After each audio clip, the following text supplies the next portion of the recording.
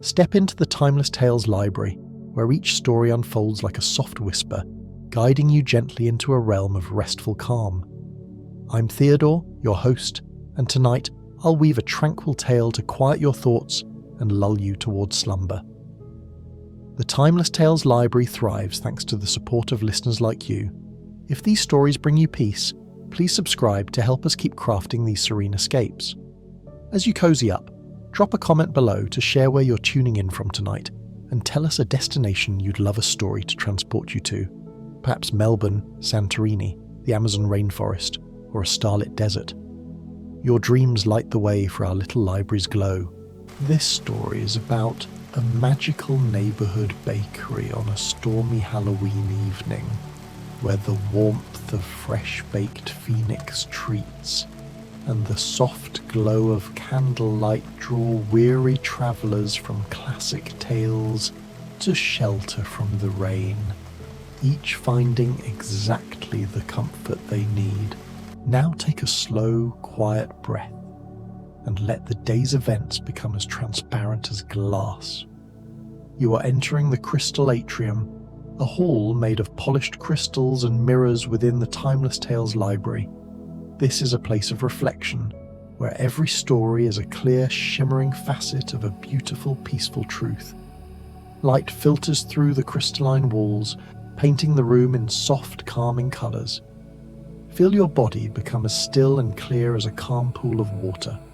Sink deeper into the secure foundation of your bed. The crystal atrium is a sanctuary where you can reflect on the quiet peace within yourself. Your body is a vessel for peace, and your mind is an empty canvas, ready for the gentle stories of the atrium. Let your inner calm become a brilliant light that fills your entire being. A cozy rainy day Phoenix bakery. A Halloween evening sleepy story. The rain began just after twilight on Halloween evening, soft at first. A gentle pattering against cobblestones and window panes, then growing steadier, more insistent, until the whole neighbourhood seemed wrapped in a curtain of silver sound. The kind of rain that made you grateful for shelter, for warmth, for the simple blessing of walls and a roof, and somewhere safe to wait out the storm. On the corner of Maple and 7th Street, where the old lampposts cast pools of amber light that shimmered in the puddles below, stood the Phoenix Bakery. Its windows glowed with a particular warmth tonight, a honeyed radiance that seemed to pulse gently like a heartbeat, like an invitation. Inside those windows, shapes moved in the golden haze. The baker, always working, always tending the ovens that never quite went cold. The sign above the door swayed slightly in the wind, its painted phoenix rising eternal from flames that seemed almost real in the flickering light. Someone walking past might have sworn they saw the bird's wings move just for a moment before the rain blurred their vision and they hurried on. But those who were meant to find the bakery always did, especially on nights like this, when the storm pressed close and the world felt both vast and impossibly small. Inside, the bakery was everything the outside world was not. Where the storm was cold, the bakery was warm. Where the wind howled, here there was only the soft murmur of the rain against glass, transformed into music by the intervening comfort of walls and warmth. The floorboards were old, polished oak that creaked gently underfoot, and the air held layers of scents so rich and comforting they seemed almost visible. Cinnamon and clove, brown sugar caramelizing, butter melting into flour, chocolate warming to just the right consistency for drizzling over pastries shaped like rising phoenixes. tonight. For Halloween, the baker had outdone themselves. The glass cases along the far wall displayed an array of treats that caught the firelight and seemed to glow with their own internal warmth. Phoenix cookies with wings spread wide, decorated with sunset-coloured icing that shifted from gold to orange to deep crimson. Small cakes shaped like birds rising from nests of spun sugar and candied flames. Tarts filled with spiced pumpkin and crowned with pastry feathers so delicate they looked ready to take flight. And in the largest case, a magnificent centerpiece, a phoenix made entirely of bread and pastry, its wings spread 3 feet across, glazed with honey that caught the light like amber, studded with dried cranberries for eyes that seemed to watch the door with patient wisdom. The fireplace along the north wall crackled softly, its flames dancing in shades of orange and gold. Before it stood 3 armchairs upholstered in deep burgundy velvet, slightly worn in that way that makes furniture look loved rather than tired. A sofa faced the fire as well, long enough for someone to stretch out completely, with cushions that seemed to remember every person who had ever rested there and adjusted themselves accordingly. Side tables held unlit candles in brass holders, waiting for the moment they might be needed. The baker moved behind the counter with the quiet efficiency of someone who had performed these same motions 10,000 times and would perform them 10,000 more. Their face was always slightly obscured by steam rising from the ovens, by the angle of the light, by the simple fact that customers somehow never quite looked directly at them. They wore an apron the colour of wheat at harvest time, dusted with flour that might have been there for hours or might have just arrived. Their hands, when visible, were strong and gentle all at once. The hands of someone who understood that making bread was a form of magic more ancient than any spell. The door's bell chimed, not the harsh jangle of some shop bells, but a sound like a single drop of water falling into a still pool. The baker looked up, unsurprised, as the first visitor of the evening stepped inside. Phileas Fogg entered with the careful precision that characterized all his movements, closing the door behind him with exactly the right amount of force, not so hard as to slam, or not so soft as to let the wind catch it. His travelling coat was dark with rain, and droplets fell from the brim of his hat to the mat by the door, where he stood for a moment, taking in the bakery with the same methodical observation he had once applied to railway stations in Bombay and steamship schedules in Hong Kong. "Good evening," he said, his voice carrying the clipped formal tones of a man who had circled the globe but never quite left Victorian London behind. "I appear to have been caught by the weather. Your establishment was the first I encountered that appeared suitable." The baker smiled, or perhaps they had been smiling all along, and gestured toward the cases. "Please," they said, their voice like warm honey poured slowly. "Look around, take your time, the rain isn't going anywhere soon." Fogg removed his hat and coat, hanging them on the brass hooks by the door with movements that suggested he had measured the exact distance required.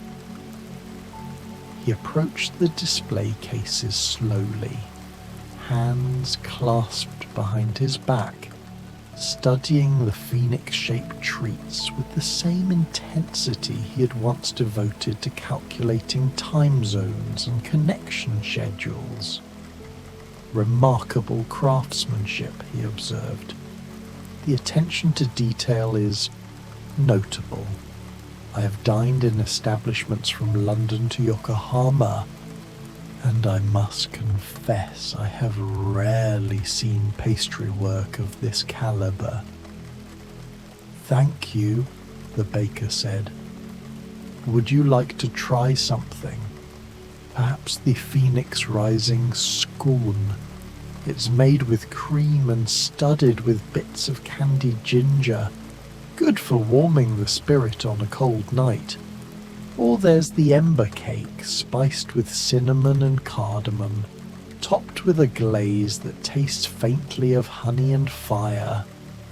Fogg considered this with the gravity of a man choosing a railway route.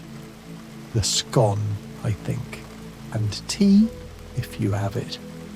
Earl Grey, if possible, though I have learned on my travels that one must be flexible in one's expectations. I have it, the baker assured him, already moving toward the back where a kettle sang its quiet song. Please, sit by the fire, you'll find the chairs quite comfortable. Fogg carried his plate and cup to the nearest armchair, settling into it with the slight surprise of a man who expected discomfort from the world and rarely received kindness instead. The scone was still warm, its surface golden and flaky, catching the firelight. He took a bite with proper British reserve, then paused, taking a second bite with something approaching enthusiasm. Outside, the rain intensified, drumming against the windows in rhythms that rose and fell like breathing. The fire crackled. Steam rose from Fogg's tea in delicate spirals. He ate slowly, methodically, but with obvious pleasure, and gradually the tight set of his shoulders began to ease. The bell chimed again. This time, the figure that entered was larger, more weather-beaten, moving with the rolling gait of someone more accustomed to the pitch and heave of a ship's deck than solid ground. Long John Silver ducked through the doorway, his crutch thudding against the floorboards with a solid, reliable sound. Rain ran from his long coat in streams, and his weathered face split into a grin that showed several gold teeth catching the firelight. Now here's a sight for sore eyes, he rumbled, his voice carrying the texture of salt spray and rope burns and years of shouting orders over howling winds. Been walking these streets near an hour I have, looking for a place to get out of this devil's weather, and here I find the very thing. Cozy as a captain's cabin, ain't it? Warmer too, and smelling a sight better than most ships I've served on. Welcome, the baker said, appearing with a towel that they handed over without comment. Silver took it gratefully, scrubbing at his face and beard before hanging his dripping coat next to Fogg's more modest rainwear. His parrot Jim, which had been sheltering beneath the coat, shook its feathers with an indignant squawk.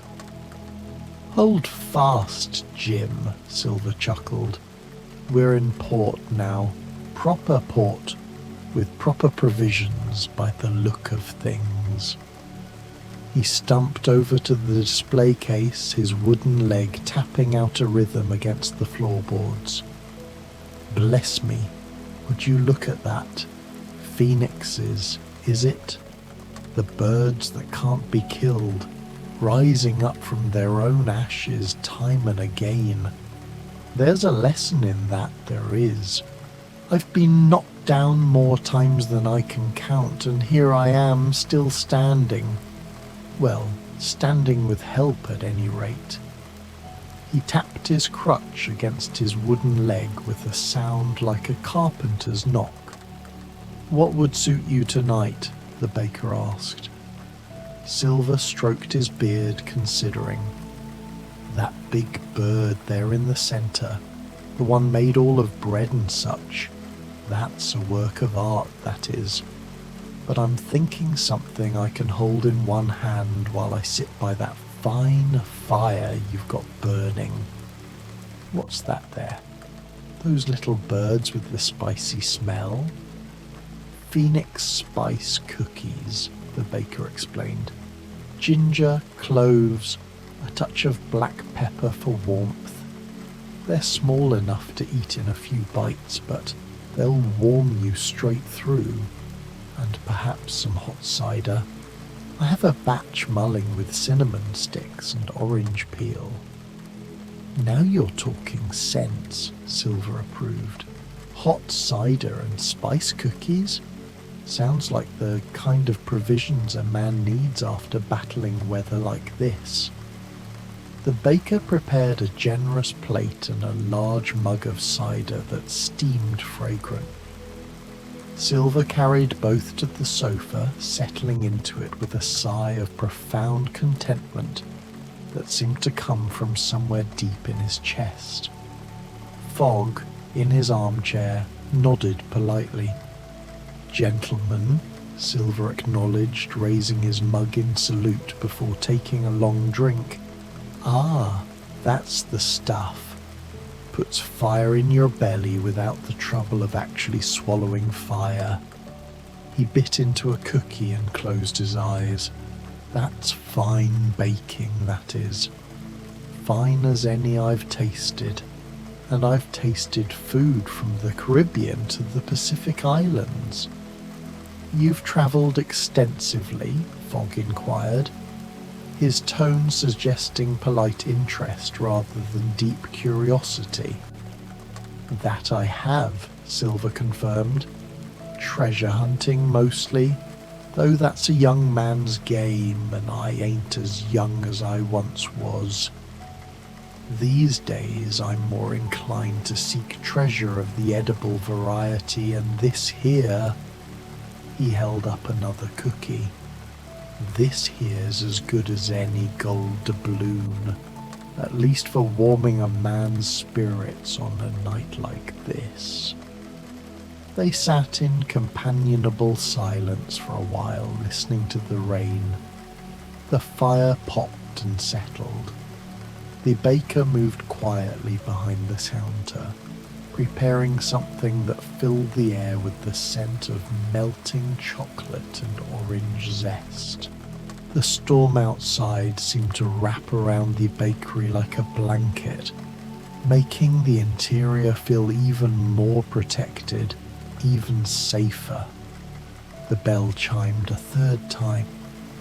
The woman who entered moved quickly, closing the door behind her with decisive efficiency. She was dressed practically for the weather. A long coat buttoned to the throat, gloves, a scarf wrapped around her auburn hair. But there was something in her eyes, something watchful and careful, that suggested she was accustomed to guarding against dangers more serious than rain. Mina Harker paused just inside the door, her gaze sweeping the bakery with the thoroughness of someone who had learned to assess rooms for exits and shadows. Only when she had completed this survey did her shoulders relax slightly. "Forgive me," she said, her voice cultured, intelligent, carrying a trace of weariness. "I don't mean to bring bad weather in with me. This storm caught me rather by surprise." "No apology necessary," the baker assured her. "Please come in properly. Let me take your coat. Mina unwrapped her scarf and removed her gloves with neat, precise movements, then handed over her coat. Underneath, she wore a simple dress the colour of midnight blue, practical but elegant. She noticed the other patrons and offered them a small smile. "Good evening, gentlemen." "Ma'am," Silver rumbled, attempting to rise before Mina waved him back down. "Please don't trouble yourself.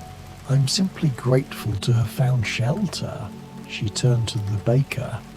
"This is the Phoenix Bakery, isn't it? I've heard it mentioned, though I've never been inside before. The Phoenix, a creature of resurrection and renewal. Rather appropriate for All Hallows Eve, isn't it? The night when we remember that endings are not always final." "Would you like something to eat?" the baker asked gently, as though sensing that Mina needed simple, grounding questions rather than philosophical discussions. "Something warm, perhaps? The resurrection rolls are popular tonight. They're filled with spiced apple and topped with a honey glaze that catches the light just so." Mina's smile was more genuine this time. "That sounds lovely. And tea, please. Something soothing. Chamomile, if you have it." "I have it," the baker confirmed. Mina carried her plate and cup to the armchair nearest the fire across from Fogg, who had been observing her with the same careful attention he had devoted to the bakery's architecture. She ate slowly, deliberately, as though reminding herself that eating was a pleasure, not merely a necessity. The roll was perfect, the pastry light and flaky, the apples tender and sweet with just a hint of cinnamon, the honey glaze adding richness without overwhelming the delicate flavours. "This is excellent," she said after a moment. "Truly excellent. I had forgotten how comforting good food can be. I've been travelling, dealing with rather difficult matters. Sometimes one forgets to simply sit and enjoy a properly made pastry." "Difficult matters?" Silver asked, his tone sympathetic. We've all had our share of those, I reckon. The world's full of storms, both the kind that rain on you and the kind that rain inside your head, if you take my meaning." "I do," Mina said quietly. "Very much so." They fell into conversation then, the three of them, though it was the gentle, meandering kind of conversation that happens between strangers who have found unexpected shelter together. Remarks about the weather, observations about the bakery's warmth, small stories that required no heavy emotional investment. Fogg mentioned his travels in general terms, carefully avoiding any mention of his famous wager. Silver told a humorous story about a parrot he'd once known who could recite Shakespeare. Mina spoke briefly of her love of literature and the comfort of libraries. The baker worked steadily, pulling fresh items from the ovens, arranging them in the cases, occasionally refilling cups or bringing out small additional treats on house plates, just to try, no charge, that appeared at each patron's elbow as if by magic. The rain continued its steady percussion against the windows. The fire burned low and warm. The world outside became increasingly distant, increasingly irrelevant. The bell chimed again, and this time the figure that entered was young, and burst with barely contained energy despite the rain that had plastered her red hair against her cheeks. Anne Shirley practically danced inside, her eyes wide with wonder as she took in the glowing cases, the crackling fire, the cozy arrangement of furniture. "Oh!" she exclaimed, her hands clasped together as though in prayer. "Oh, this is exactly like something from a storybook, the very epitome of coziness. I've been walking and walking, looking for some place to shelter from the rain, and I was just thinking how dreadfully wet and cold I was getting, and how if I were in a novel this would be the moment when I'd stumble upon a magical place. And here I am, and it's real. It's perfectly, wonderfully, romantically real." The baker smiled broadly at this enthusiasm. "Welcome. Please come warm yourself by the fire." "A fire?" Anne sighed happily, removing her dripping coat and hanging it on the hooks. "And baked goods, phoenix-shaped baked goods, unless my eyes deceive me, which they very well might, because they're rather blurry from the rain. But I think, yes, they are phoenixes. How absolutely perfect for Halloween! The phoenix, the creature that conquers death itself, rising renewed from ashes. It's deeply symbolic, don't you think? Everything should be symbolic. Life is so much richer when things mean more than just themselves." She approached the faces with the reverence of someone entering a cathedral, her face illuminated by the warm glow from within. "I can't decide. They're all so beautiful. That one looks like it's about to take flight, and that one seems to be sleeping in a nest of sugar, and oh, what are those tall ones?" "Phoenix feather eclairs," the baker explained, "filled with vanilla cream and topped with caramelized sugar that's been shaped to look like feathers. They're quite popular." "I'll have one of those," Anne decided. "And also, would it be terribly greedy to also have one of those small cakes? The ones with the orange icing? I've had the most dreadfully long day, and I think I've earned a bit of extra sweetness." "Not greedy at all," the baker assured her. "And a drink?" "Hot chocolate, please. With cream if possible. I know some people think hot chocolate is childish, but I think those people have forgotten how to properly appreciate life's simple pleasures." Armed with her treats and an impressively large mug of chocolate topped with a generous swirl of cream, Anne settled herself on the sofa next to Long John Silver, who chuckled at her enthusiasm. "You're a lively one, aren't you, miss?" he observed. "Anne Shirley," she introduced herself cheerfully, "originally of Prince Edward Island, though currently residing in a small town called Avonlea where I'm training to be a teacher. And you needn't worry about my liveliness being a bother. I know I talk too much. Everyone says so. But on a night like this, in a place like this, I think a bit of talk's appropriate, don't you? After all, we're all travellers who've found shelter together, like characters in a story meeting at an inn, and surely we should share our tales." "I don't mind talk," Silver said, "especially from someone with as pleasant a voice as yours, if you don't mind me saying so." "I don't mind at all." Anne took a bite of her eclair and her eyes widened. Oh, that's the most delicious thing I've ever tasted. It's like eating a cloud that's been flavoured with vanilla and happiness."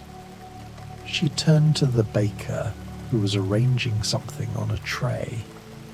"You must be a magician, or perhaps a fairy godmother, or some other magical being who's decided to disguise themselves as a baker." "Just a baker," they replied, but their eyes crinkled with amusement. Anne ate with obvious pleasure, pausing between bites to exclaim over the taste, to comment on the cosy atmosphere, to ask the others about their travels. She had a gift for drawing people out, for making even reserved individuals like Fogg feel comfortable sharing small details about their lives. Her enthusiasm was infectious but not overwhelming. It felt genuine, like she truly was delighted by everything she encountered. "I think," she announced after finishing her eclair and starting on the small cake, "that this is the most perfect Halloween evening I've ever experienced. When I was younger, I used to imagine places like this, somewhere warm and safe and full of good smells and kind people. I used to think I was too fanciful, that real life could never match my imagination. But here we are, and it's even better than I imagined because it's real." Mina smiled at her. "You have a gift for appreciating the present moment, Miss Shirley. That's rarer than you might think." "Mrs. Harker is quite right," Fogg added. "In my travels, I've observed that most people are so focused on reaching their destination that they forget to notice the journey itself." The conversation flowed easily after that, each person contributing observations and small stories, the kind of companionable sharing that happens between travellers who know they'll likely never meet again but are determined to make this moment count. The baker moved among them periodically, refilling cups, bringing small samples of different treats, adding wood to the fire when it burned low. The bell chimed once more, and the final visitor of the evening entered, a small girl with long braided hair, rosy cheeks from the cold, and eyes that held the clear, pure wisdom that sometimes comes from growing up in mountains and meadows rather than cities. Heidi stamped her feet on the mat, trying to shake off the rain, her practical alpine clothing soaked through despite the heavy shawl she wore. "Oh," she said in accented English, looking round with wonder, "this is like grandfather's house, only even warmer, and it smells like when Peter's grandmother makes her special Christmas bread." The baker came round the counter immediately. "You're soaked through, little one. Come, sit by the fire. Let me bring you something warm." Heidi obeyed, settling into the remaining armchair and holding her small hands toward the flames. The others made room, adjusting themselves so she could see the fire properly. Anne immediately began fussing over her. "You poor dear, you're absolutely drenched. Here, sit closer to the fire. That's it. You'll be warm in no time."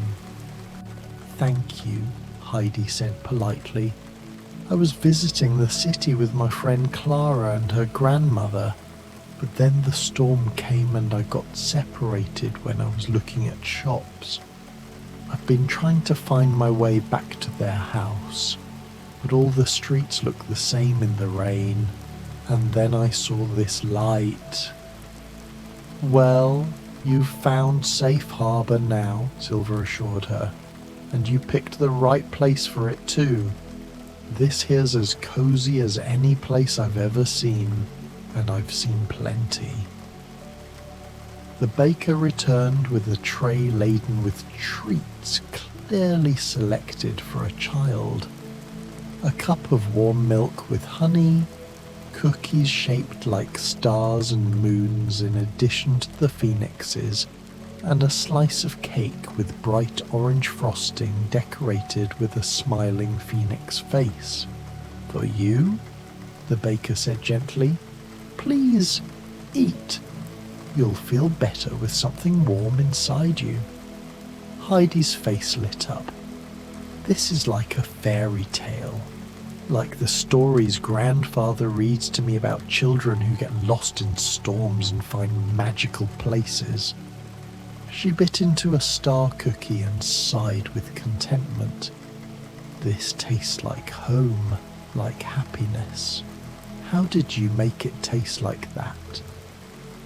"That's the magic of good baking," Anne said dreamily. "It's not just flour and butter and sugar. It's love and care and the intention to make people happy." "That's a rather poetic way of putting it," Fogg observed, but his tone was gentle, not mocking, though perhaps not inaccurate. They sat together then, the unlikely gathering of travellers, the precise gentleman who had circled the globe, the weathered sailor who had sought treasure across 7 seas, the brave woman who had faced darkness and survived, the passionate young dreamer training to teach children, and the small girl from the mountains who understood the language of kindness. The baker moved among them like a benevolent spirit, ensuring everyone had exactly what they needed. Outside, the storm began to ease. The rain softened from a downpour to a steady patter, then to a gentle mist. The wind stopped howling and began merely whispering. But inside the bakery no one seemed to notice or care. They were too comfortable, too content in this moment of perfect shelter. Heidi finished her milk and cookies, then curled up in her chair like a cat, her eyes drifting closed. Anne covered her with a soft blanket that appeared from somewhere, tucking it around the child's shoulders with maternal care. "She'll be all right," the baker murmured. "Her people will find her when the storm passes. For now, let her rest." Mina gazed into the fire, her teacup cradled in both hands, her expression peaceful in a way it hadn't been when she first arrived. "This place," she said softly, "feels like a respite from the world, a pause in the narrative. For once, I'm not thinking about what comes next, what dangers might be waiting. I'm simply here." "That's the best kind of being," Silver said. "Just being, without all the worry and planning and figuring. I spent too many years chasing after things I thought I needed. Now I know that moments like this, warm, fed, with good company, these are the real treasures." "Indeed," Fogg agreed. He had loosened his collar at some point, and his usual rigid posture had softened into something approaching relaxation. "I once believed that precision and schedule were paramount, that every moment must be accounted for and used efficiently. But efficiency has no warmth. Precision creates no comfort.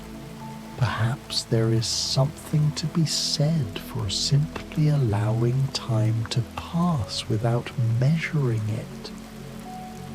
Anne, who had been quietly observing everyone, smiled. "You're all poets, and you don't even know it.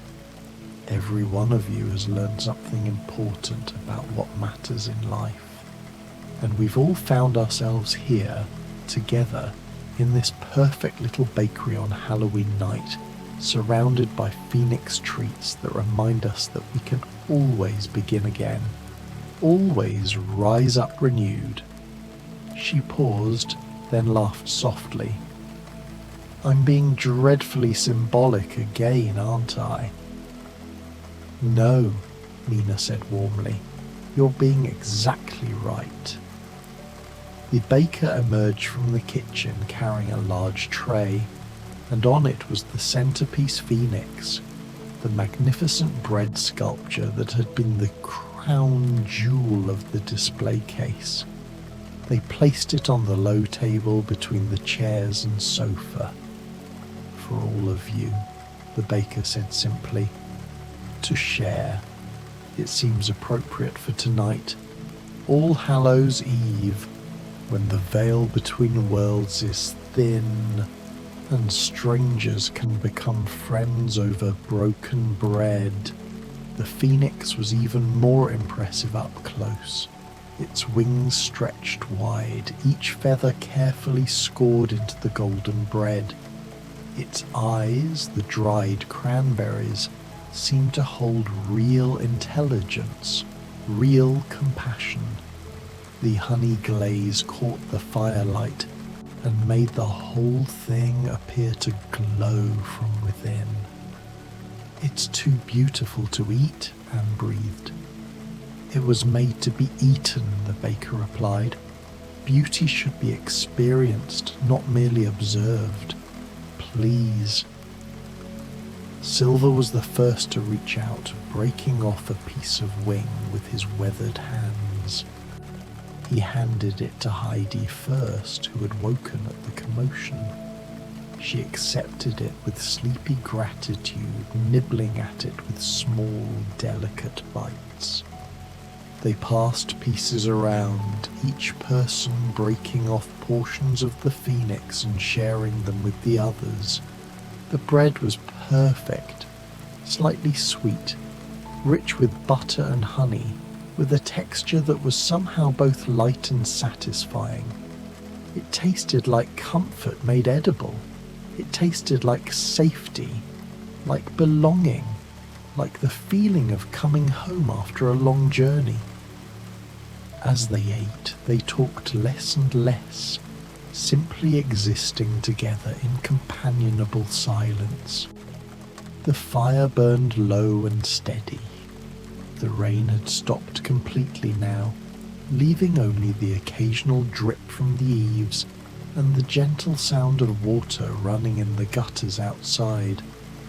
The storm had passed. Fogg leaned back in his chair, his eyes half closed, a small smile playing at the corners of his usually stern mouth. Silver stretched his leg out toward the fire. Jim the parrot tucked safely in his coat, both of them emanating contentment. Mina had pulled a book from her bag. Where it had come from no one knew, and was reading by the firelight, though her eyes moved slowly across the page, as though she was less interested in the story than in the simple act of reading somewhere safe. Anne had found paper and pencil somehow, and was sketching the scene, trying to capture this moment so she could remember it always. Heidi slept deeply, truly peacefully, her small face relaxed and smiling slightly. The baker moved quietly, collecting empty plates and cups, wiping down the counter, preparing for the next day. But they did it without urgency, without any sense that the guests should leave. This was their space, and it would remain open as long as anyone needed it. Time passed. An hour, perhaps more, perhaps less. In the bakery, time felt different, less rigid, more like something that could be shaped to fit the needs of those present, rather than something that shaped them. Eventually, as the fire burned to embers and the night deepened toward its darkest hour before dawn, There came the sound of voices outside. A woman's voice, calling a name.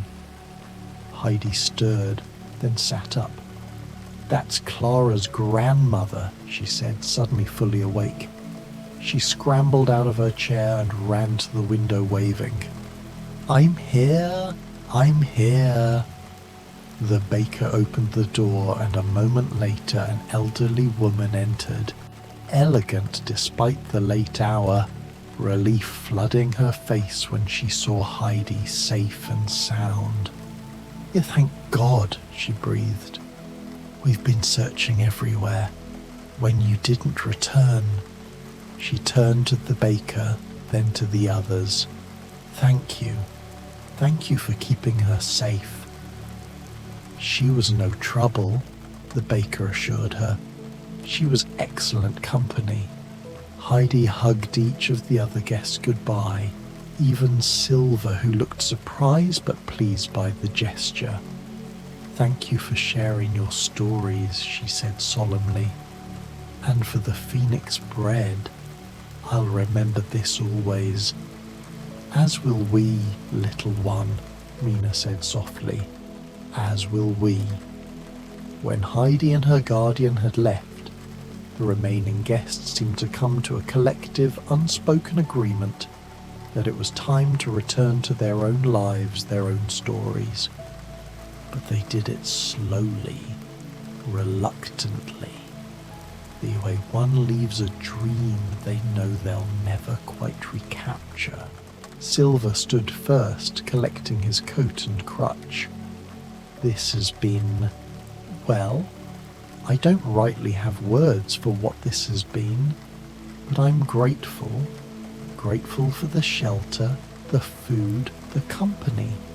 Grateful for this whole strange, wonderful evening. Take some phoenix cookies for your journey," the baker insisted, pressing a paper bag into his hands. "For tomorrow, when you need reminding that tonight was real." Anne gathered her things next, wrapping her scarf around her neck with this same energy she had brought with her, though now it was tempered with a deep, satisfied tiredness. "I'm going to write about this," she declared. "Maybe not exactly as it happened, but the feeling of it, the magic of it. Everyone should know that places like this exist. Maybe they only exist when people need them to," Mina suggested, standing and smoothing her skirts. "Maybe that's the real magic." Fogg was last, collecting his hat and coat with his usual precision, but when he turned to the baker, his expression was softer than it had been at any point during his famous journey around the world. "I have dined in the finest establishments on 5 continents," he said formally, "but I have never felt more welcomed, more at peace than I did here tonight. Thank you." The baker simply nodded, smiling that mysterious smile. One by one they departed, stepping out into a night that had been washed clean by the storm. The air smelled of rain and wet earth, and the promise of morning still hours away. The streets glistened under the lamplights. Each traveller turned back once to look at the bakery, its windows still glowing warmly, the painted phoenix above the door seeming to wink in the lamplight. Inside, the baker cleaned the last few dishes, swept the floor, and banked the fire so it would burn through until morning. They paused to look at the remains of the phoenix bread, now just crumbs on the serving platter, and smiled.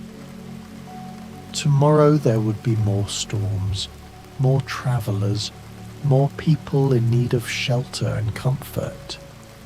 Tomorrow there would be fresh batches of phoenix treats, new combinations of spice and sweetness, other stories to hear and remember. But tonight, this Halloween night, had been particularly special. The baker could feel it in the lingering warmth that filled the space, in the way the shadows seemed friendly rather than ominous, in the echo of laughter and conversation that would remain in these walls long after the last guest had departed. The baker turned off the lights one by one until only the dying fire remained, casting a soft glow across the empty chairs and the quiet spaces where, just moments before, strangers had become something very much like friends. Outside, the city slept.